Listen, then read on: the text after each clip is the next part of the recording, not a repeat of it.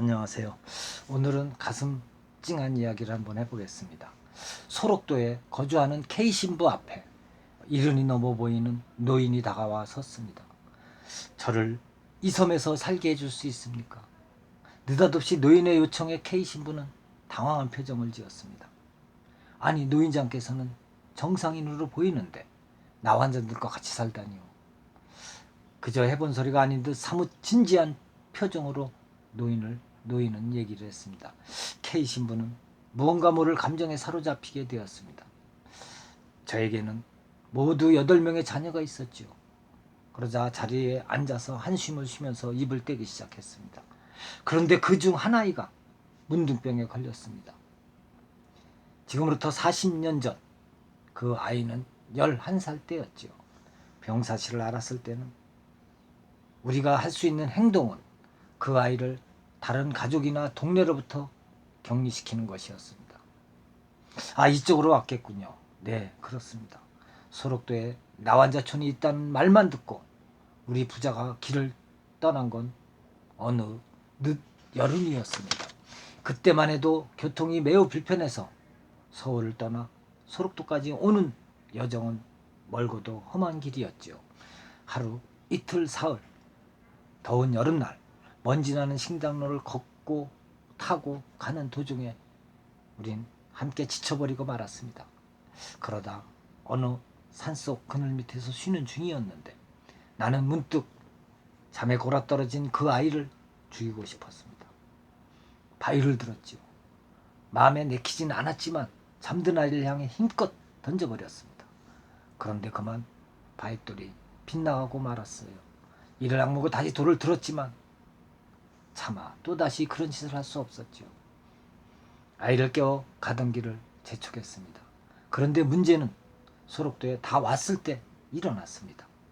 배를 타러 몰려든 사람 중에 눈썹이 빠지거나 손가락이며 코가 달아난 문둥뼈 환자를 정면으로 보게 된 것입니다. 그들을 만나자 아직은 멀쩡한 내 아들을 소록도에 선뜻 맡길 수가 없었습니다. 멈칫거리다가 배를 놓치고야만 나는 마주 서 있는 아들에게 내 심정을 이야기했어요. 고맙게도 이해를 해주더군요. 저런 모습으로 살아서 무엇하겠니? 몹쓸 운명이려니 생각하고 차라리 너하고 나하고 함께 죽는 길을 택하자. 우리는 나루터를 돌아 아무도 없는 바닷가로 갔습니다. 신발을 벗어두고 물속으로 들어가는데 어찌나 눈물이 나던지 한 발, 두 발 깊은 곳으로 들어가다가 거의 내 가슴 높이까지 물이 깊어졌을 때였습니다. 갑자기 아들 녀석이 소리를 지르지 않겠어요.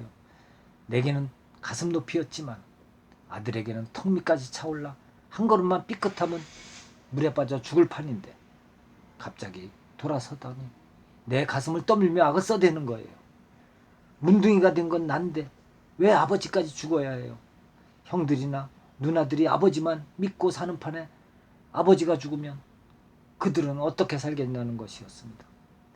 완강한 힘으로 자기 힘 혼자 죽을 테니 아버지는 어서 나가라고 떼미는 아들 녀석을 보는 순간 나는 그 애를 말아 껴안고 말았습니다. 참 죽는 것도 쉽지만은 않더군요.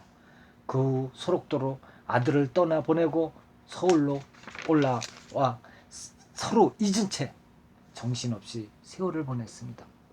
오남 이녀의 7명의 아이들이 자라서 결혼도 하고 손자 손녀를 낳고 얼마 전에 큰 아들이 집을 다 팔아서 올라와서 자기랑 같이 살자더군요. 그래서 그렇게 했죠. 저는 아들네 집을 처음에는 아들네 집이 아주 편했습니다. 주는 대로 받아 먹으면 되고 이불 펴주면 누워 자면 그만이고 가끔씩 먼저 죽은 마누라가 생각났지만 얼마 동안은 참 편했습니다. 그런데 시간이 갈수록 아이들 눈치가 보이기 시작했습니다. 그 애들은 아무 말도 없는데 말입니다. 어느 날인가는 드디어 큰아이가 입을 엽디다. 큰 아들만 아들이냐고. 그날 말없이 짐을 꾸렸죠. 그런데 사정은 그 후로도 마찬가지였습니다.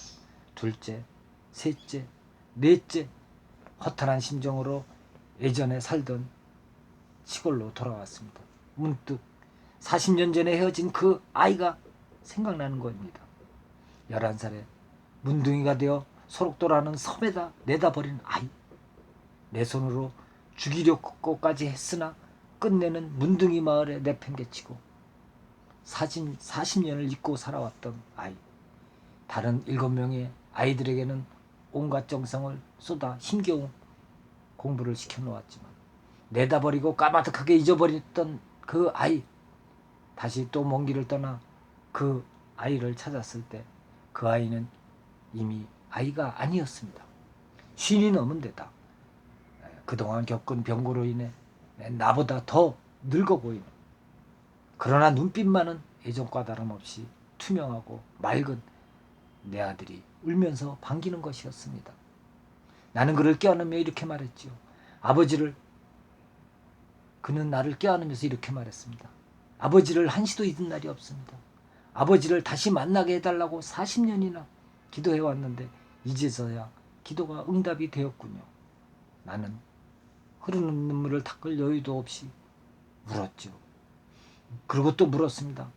어째서 이 못난 애비가 그렇게 기다렸는가를, 이 못난 애비를 어떻게 기다렸는가를. 자식이 문득병에 걸렸다고 무정하게 내다버린 채 한 번도 찾지 않는 애비를 원망하고 저주를 해도 모자랄 텐데 뭘 그리 기다렸느냐. 그러자 아들은 이렇게 말했습니다. 주님의 사랑이 비참한 운명까지 감사하게 만들었느라고 말을 했습니다. 그러면서 그는 다시 한번 자기의 기도가 응답된 것에 감사하는 것이었습니다. 그때서야 나는 깨달았습니다. 나의 힘으로 온 정성을 쏟아 가꾼 7개의 화초보다 쓸모없다고 내다버린 한 포기의 나무가 더 싱싱하고 푸르게 자라 있다는 것을. 신부님, 이제 내 아들은 병이 완쾌되어 이곳에서 믿음으로 건강하게 살고 있습니다. 그 애는 내가 여기 와서 함께 살아주기를 간절히 원하고 있습니다. 그 애와 며느리 그리고 그의 아들들을 보는 순간 그 바람이 거짓이 아니라는 걸 깨달았습니다. 그들의 눈빛에는 지금껏 내가 구경도 못했고 그 아름다운 눈빛에 흘러나오는 그 사랑이 들어있었습니다. 공들여 키운 7명의 아이들에게선 한 번도 발견하지 못한 그 사랑의 눈빛이라고나 할까요? 나는 그에게 잃어버린 40년 세월을 보상해주고 싶습니다. 그리고 보상해 주어야 합니다. 함께 있어 주는 것만으로 그에게 도움이 된다면 나는 기꺼이 그 요청을 받아들일 작정입니다. 그러니 여기서 살게 해 주십시오. 안타까운 가슴을 찡하게 만든 이야기입니다. 우리가 나이가 먹으면서 살아가면서 여지껏 살아왔던 그 마음에 내가 과연 어떤 식으로 살았는가, 또 어떤 대접을 받고 있는가를 한번 생각해 볼 수 있는 이야기 중에 하나인 것 같아서 오늘 명언으로 뽑았습니다. 감사합니다.